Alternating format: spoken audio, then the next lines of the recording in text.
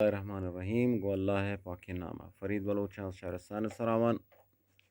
ایواجه حمید بلوچو چوک کمان شوکی پسرود پادتا حولیکین جلسه آموزشیو. حمید چونکه بو کتو شوک پسرود پادا؟ ها یعنی پته سرود جتو ایدگران ته مجلس و سادان نسبت شوک پادتا ها یو طرفه که سرود یاد بگیره انشالله. خب نو اولیکین درس که منترده شپی بار تکراری کا